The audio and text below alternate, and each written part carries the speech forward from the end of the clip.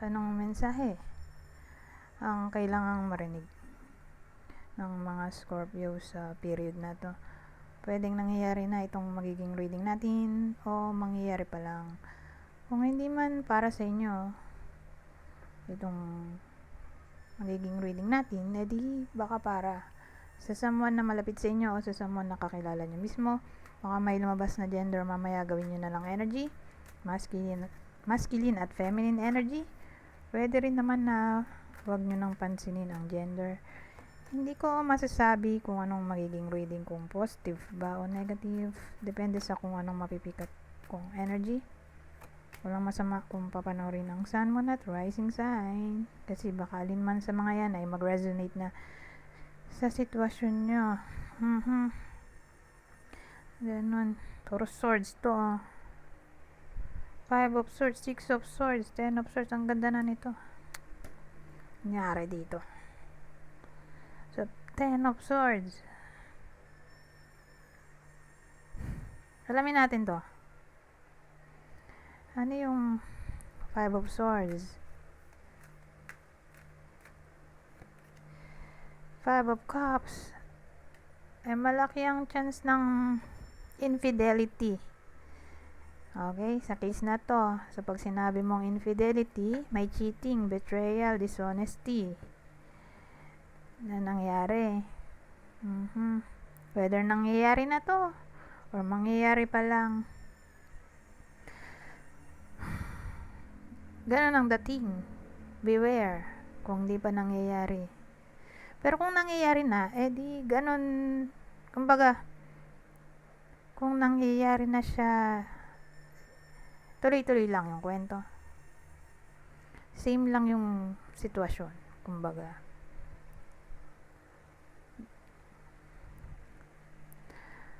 Ganun pa rin siya. Pero tingnan natin yung future outcome. Kaya lang 10 of swords kasi ito eh. Medyo alarming.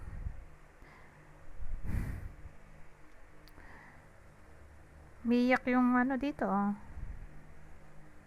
Yung babae or lalaki. So yung bida ay umiiyak.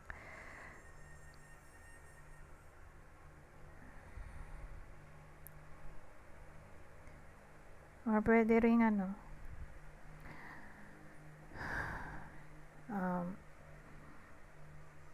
yung victim dito ay di pa rin makamove on kasi palagi pa rin siyang nagdadwell on the past.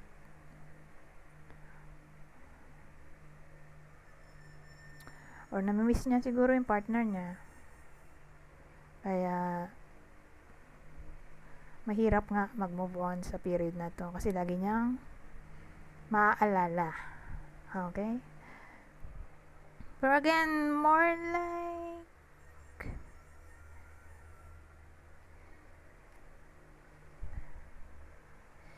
separated na sila. Separation reading to due to infidelity or cheating.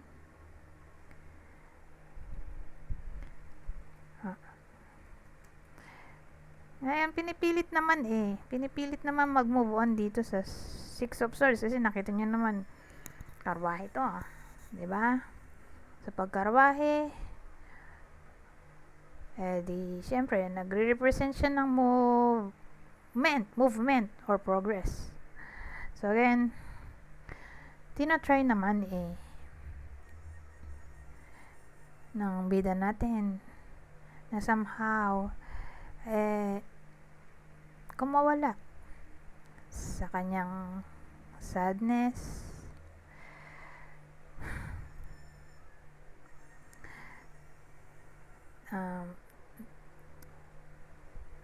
tawag dito, tinatry niyang i-accept somehow na ganun ang nangyari sa buhay niya, na hindi niya na mababalik ang nakaraan. Kaya lang kasi nandito nga yung 10 of swords.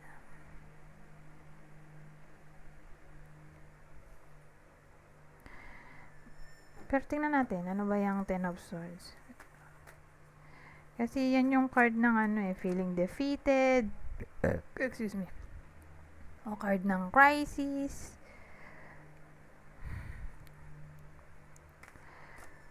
Pero maraming meaning. Hindi lang naman yon. May positive din naman. Depende sa lalabas dito sa clarifier card.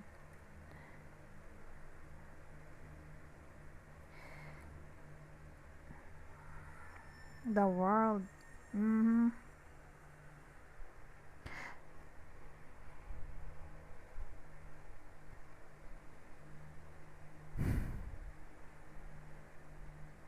So, ano yung 10 of Swords natin? In a bad way ba yan? O in a good way? More like in a good way kasi nandito yung the world. Kasi ang the world ay positive card. So, more like nagmabubuan na siya dito, di ba? Itutuloy-tuloy lang niya dito. Sa future. Mukhang tatanggapin niya na talaga na wala na talagang pag-asa ang connection na to. Kasi completion to. Biruin nyo, ending completion. Ganun dating sa akin. Natanggapin niya na, unti-unti niya nang tatanggapin na wala nang patutunguhan ng ganitong klaseng sitwasyon na kailangan niya na talagang mag-move on para maging masaya na siya. Siguro ma-realize niya na kailangan niya na talagang mag-move on or else malulugmok siya sa sitwasyon na palagi siyang depressed, maapektuhan ng kanyang pangkabuhayan, mental health, na para bang mapo-force siya, mapo-force yung bida natin na mag-surrender na lang at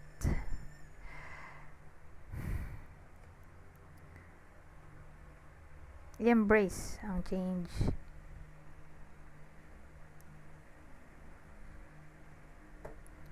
Ganun dating dito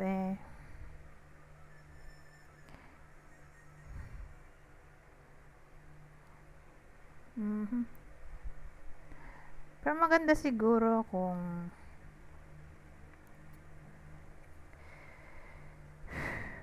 lagyan natin ng advice. Okay? Since may advice card naman ako dito, para magkasilbi naman to. Ano kaya maganda? Advice card.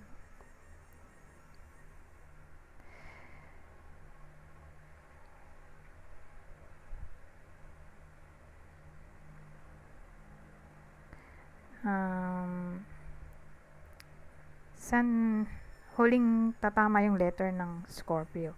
S-C-O-R-P-I-O. Ay, dito.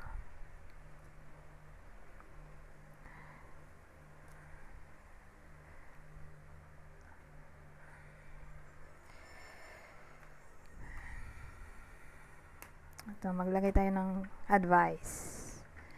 So, again, ang potential outcome or future outcome ng sitwasyon ay mag-move on na finally yung bida natin.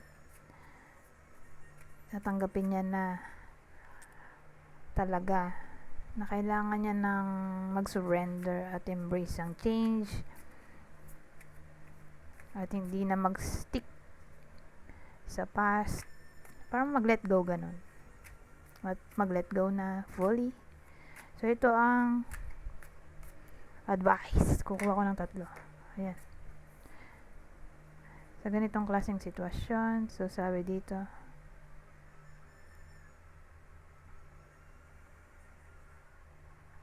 ayaw mag-focus nito.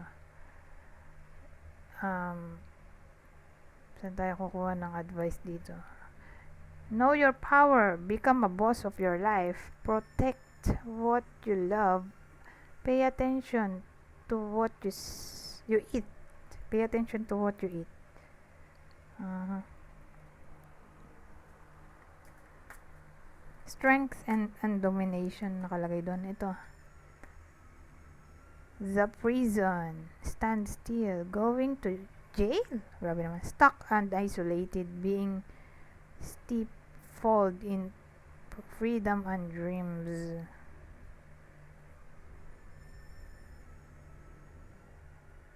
Anong klaseng advice to?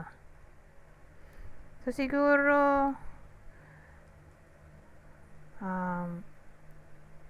wag ma-stuck ang advice dito. Ito maganda eh.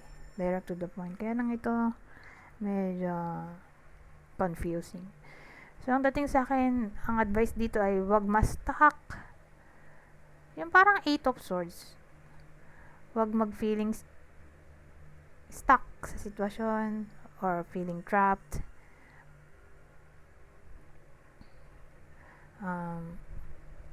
Kumbaga,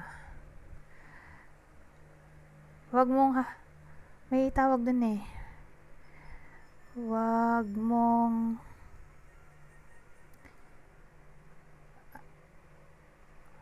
kang umasa na may magsisave sa iyo. Hindi. May ibang term eh.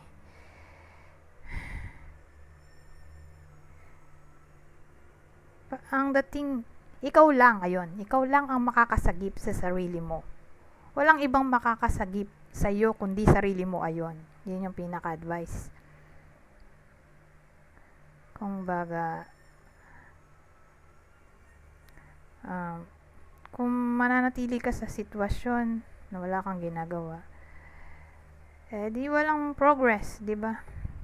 So, kailangan mong umaksyon. Ikaw lang talaga, o tayo lang din, ang makakasagip sa sarili natin sa pamamagitan ng paggawa ng aksyon. Kaya wag tayong mag-procrastinate or mag-feeling lazy at kailangan ng harapin ang mga dapat harapin, like problems. Eto, ano to? The clouds, suspicion and lack of clarity, confused, illusion, lose control, do nothing and wait for the right time. So, ang advice sa period na to ay walang ibang gagawin ng bida natin kundi maghintay ng tamang panahon. O sabi, do nothing and wait for the right time. Tinagalog ko lang.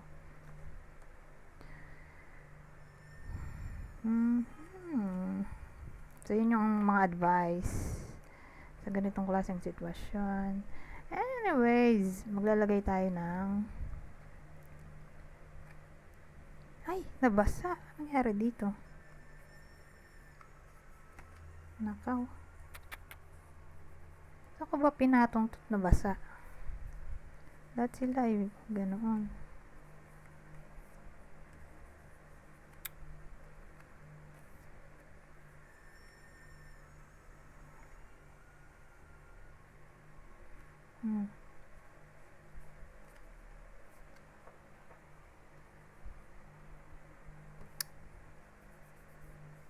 Teka lang nga.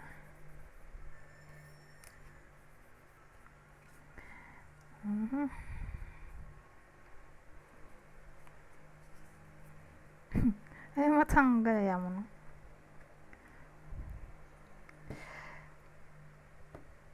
Dito na lang tayo sa clue.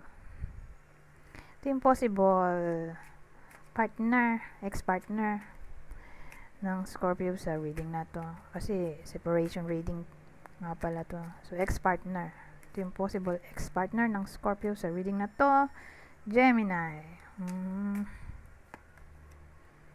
Kapwa Scorpio. At ito, isa sa Earth sign, Taurus, Virgo, Capricorn. Ngayon, kung di para sa inyo yung reading, di baka para sa someone na malapit sa inyo, kakilala o idol, ito ang possible zodiac sign niya. Dalawa agad. Sagittarius, Leo, Ito, Pisces. Ngayon, kung hindi man para sa inyo itong reading, ay, ito na pala yun. Yung kakilala, diba?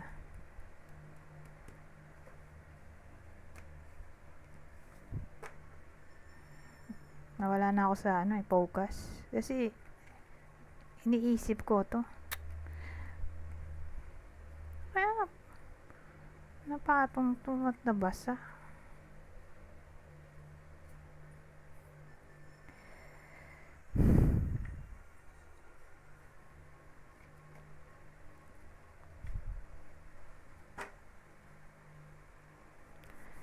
Tuyo naman to.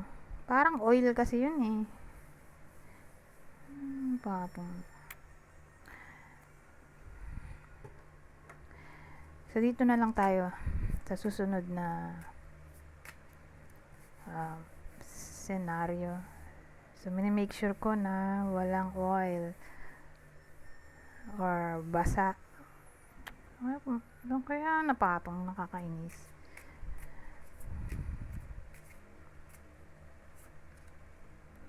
Sa ibang scenario,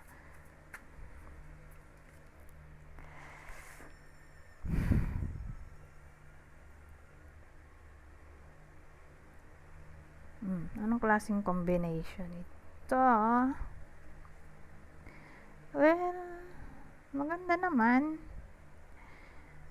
In a way na may peace and contentment sa topic ng health. Peace and contentment sa topic ng health or sa anything na sabihin nating inaasikaso or doon nilalaan lahat ng atensyon kasi ito ay card ng growth na para bang magiging somewhat contented yung iba sa inyo sa progress ng ginagawa nila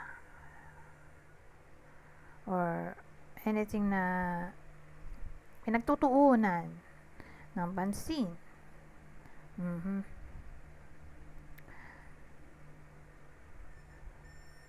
So, sabihin natin nag-e-exercise yung iba sa inyo, case-to-case basis kasi. Nag-e-exercise. So, kung gano'n na tuloy-tuloy nag-e-exercise, edi makikita niya na may progress in a way na nag-lose siya ng timbang kasi yun naman talaga ang goal, mag-lose ng timbang. So, sabihin natin wala siyang absent sa buong period na to. Edi, dun niya makukuha yung progress or provision ng effort niya in a way na buo niya matatanggap ang sahod. So, again, case-to-case basis. Na para bang may peace of mind. Kakaroon ng peace of mind ng iba sa inyo sa anything na ini-effortan. Kasi card din to ng patience.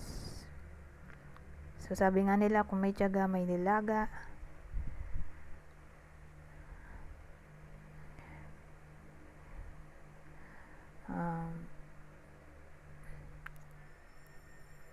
Ngayon, sabihin natin whether nangyayari na to or mangyayari pa lang. Kasi malaki ang chance ng disconnection. At ito ay maaring magpabagabag sa iba sa inyo. So, kung ganun nga na mabagabag ang isip ng iba sa inyo tungkol sa topic ng disconnection for some reason, sa someone na malapit sa kanila or importante, don't worry. Kasi tingin ko may chance ng reconnection dito sa period na to mula sa taong hindi nyo na nakakausap for some reason. Ganun dating dito. kumbaga may healing in all forms na. Pwede nga rin tong career eh. So, kung mag-a-apply, edi, syempre matatanggap. Remember, kailangan ng patience kung sakali man na mag-fail sa una o ilang try nag-fail dahil nga may card ng patience dito at hindi mag-give up, edi makakahanap ng work kasi sa panahon ngayon masyadong choosy yung mga employer, saka masyadong mabigat ang competition sa pagitan ng mga applicants, kaya mahirap makahanap ng work, lalo na kung may edad nasa 30 na pataas. Depende na lang kung maraming award recognition sa resume, edi siya yung madali makakahanap ng work. Paano kung hindi, di ba? Kaya again, ang moral lesson dito ay wag mag-give up kung sakali man na mag-fail sa unang try or sa ilang try. Kung may determination, edi matatanggap. Kasi career path to eh. Pwede rin daw tong career path base dun sa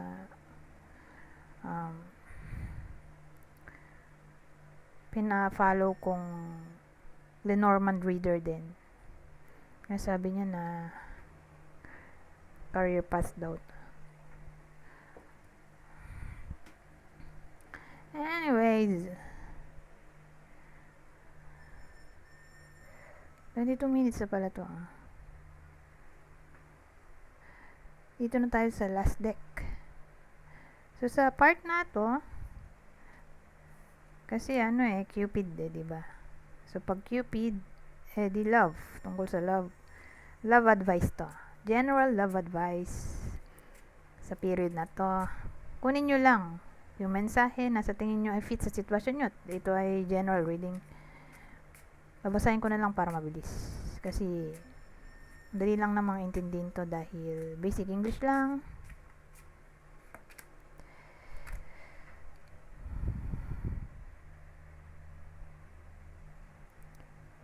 So sabi dito, they are the one you have already met, the romantic partner you seek.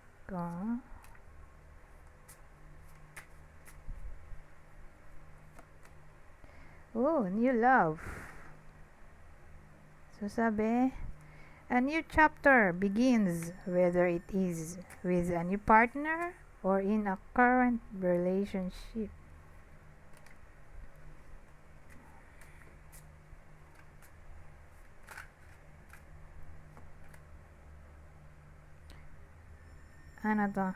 Different paths. You are not on the same page with the person you have in mind. The directions you want to move into are different. Anyways, hanggang dito na lang. Goodbye for now.